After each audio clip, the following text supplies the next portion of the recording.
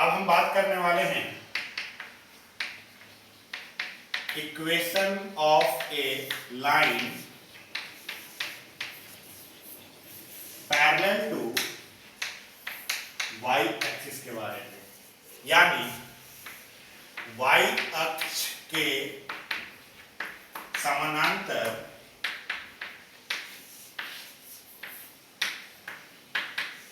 सरल रेखा का समीकरण। हम यहां पर एक ऐसे लाइन का इक्वेशन निकालने वाले हैं जो अपने आप में वाई एक्सिस के पैरेलल है। जरा डायग्राम के रूप में हम इसको समझने का प्रयास करते हैं।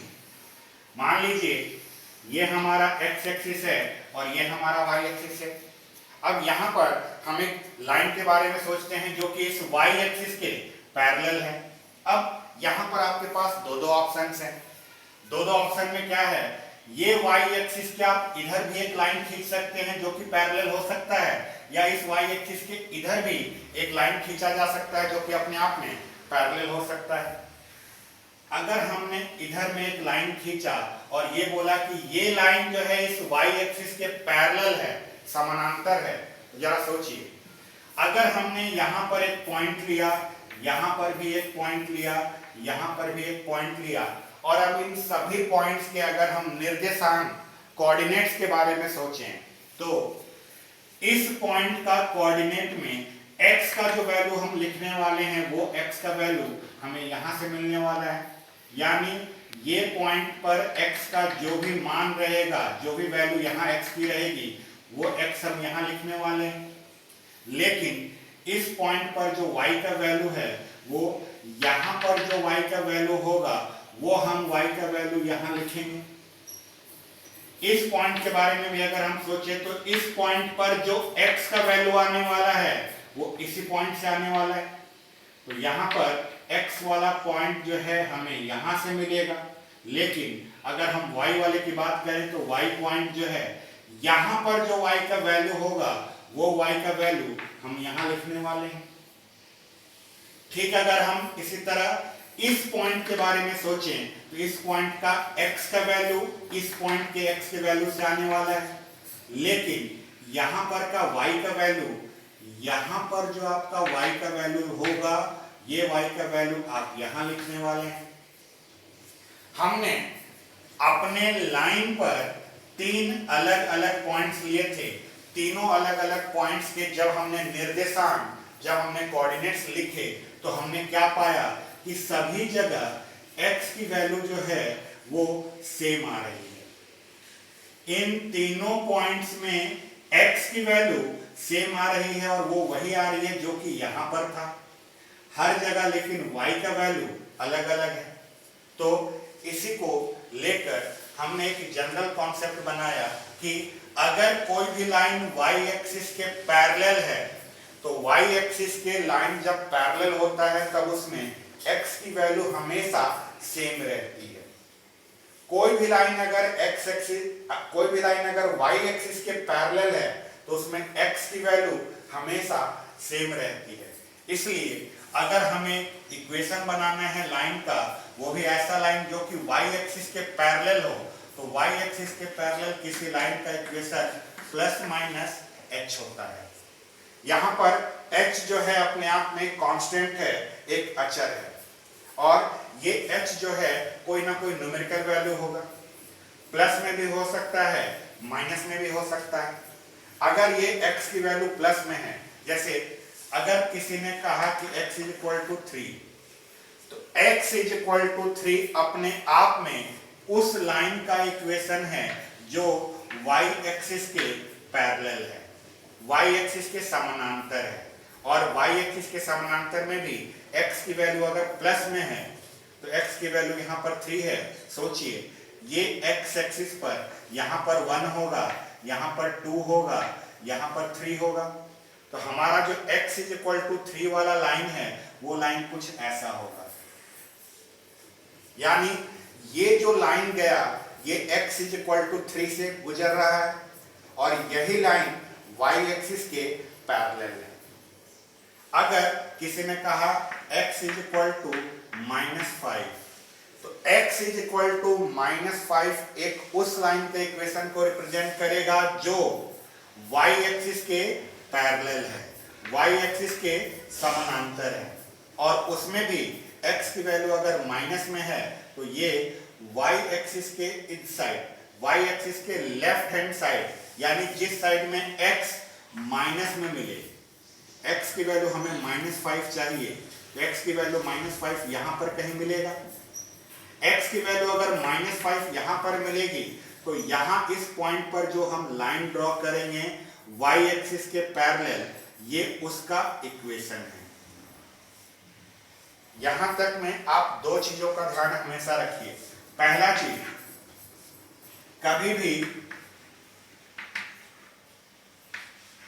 कोई स्ट्रेट लाइन है, कभी भी अगर कोई सरल रेखा है और उस सरल रेखा का अगर आप इक्वेशन लेने वाले हैं, उस सरल रेखा का समीकरण लेने वाले हैं, तो सरल रेखा का समीकरण हमेशा याद रखिएगा linear equation in two variable होता है, दो चरों का रैखिक समीकरण होता है, अर्थात उसका जो जनरल फॉर्म होता है ax plus by plus c is equal to 0 होता है। जैसे अगर कहीं पर लिखा हुआ है 2x plus 3y plus 7 is equal to 0, तो ये इक्वेशन अपने आप में एक स्ट्रेट लाइन का इक्वेशन है। इस स्ट्रेट लाइन के इक्वेशन में देखिए आपके पास x की भी वैल्यू है, y की भी वैल्यू है, लेकिन अगर आपके पास कहीं लिखा हुआ है x minus 7 is equal to 0, x minus 7 is equal to 0 भी अपने आप में एक स्ट्रेट लाइन का इक्वेशन है, लेकिन ये स्ट्रेट लाइन ऐसा है जो कि y एक्सिस के पैरेलल है। y एक्सिस के पैरेलल कैसे? आप जरा इस इक्वेशन को समझिए।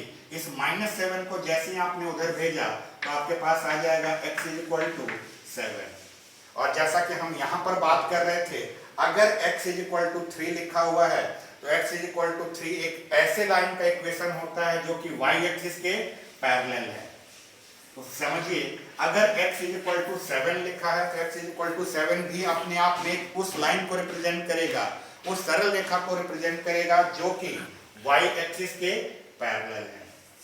ठीक इसी तरह से अगर किसी ने बोल दिया y plus 5 is equal to 0, y plus 5 is equal to 0 अपने आप में उस सरल रेखा का इक्वेशन है, उस स्ट्रेट लाइन का इक्वेशन है जो x एक्सिस के पैरेलल है, x के समानांतर है। कैसे? अगर हम यहां से इसको ढंग से देखें तो ये हमें y इज इक्वल टू -5 नजर आएगा। y इज इक्वल टू -5 अगर हम ग्राफ खींच के देखें, ये हमारा y एक्सिस है, ये हमारा x एक्सिस है, y की वैल्यू हमें -5 बोली गई, y की वैल्यू -5 यहां पर कहीं मिलेगा। अब सोचिए y इज इक्वल टू -5 अपने आप में इस लाइन का इक्वेशन है, और ये लाइन देखिए ध्यान से x एक्सिस के पैरेलल है। तो ध्यान रखने के लिए आपको दो चीजों का ध्यान रखना है। कभी भी अगर आप स्ट्रेट लाइन सरल रेखा का इक्वेशन बनाने वाले हैं तो सरल रेखा स्ट्रेट लाइन के इक्वेशन में x और y दोनों का होना जरूरी है। अगर आपके इक्वेशन में x और y दोनों में से कोई एक है, x और y दोनों में से कोई एक है, जैसा कि यहां पर देख लीजिए या यहां पर देख लीजिए, तो ये अपने आप में उस तरह के लाइन का इक्वेशन होगा जो किसी ना किसी एक्सिस के, किसी ना किसी अक्ष के समानांतर होता है, पैरेलल होता है। यानी सेकंड चीज जो आपको ध्यान में रखना है, फर्स्ट चीज आपको ये ध्यान में रखना था कि स्ट्रेट लाइन का इक्वेशन में x और y दोनों का होना जरूरी है। सेकंड में आपको ध्यान रखना है कि अगर आपका स्ट्रेट लाइन, अगर आपका सरल रेखा किसी एक्सिस के पैरेलल है, किसी अक्ष के समानांतर है, तो अक्ष के नाम पर आपके पास दो अक्ष होते हैं, एक होता है x एक्सिस और ये होता है y एक्सिस। एक x अक्ष होता है और एक y अक्ष होता है, यानी आपका लाइन या तो x एक्सिस के पैरेलल होगा या आपका लाइन y एक्सिस के पैरेलल होगा। अगर आपका लाइन x एक्सिस के पैरेलल है तो x एक्सिस के पैरेलल लाइन का इक्वेशन होता है y is equal two plus minus के। और अगर आपका लाइन वाई एक्सिस के पैरेलल है तो इसका इक्वेशन होगा x equal two plus minus h। यानी किसी भी अक्ष के समानांतर, ध्यान से समझिएगा, यहां पर या तो x एक्सिस के पैरेलल होना चाहिए या y एक्सिस के पैरेलल होना चाहिए, तभी उस इक्वेशन में केवल एक ही वेरिएबल रहता है।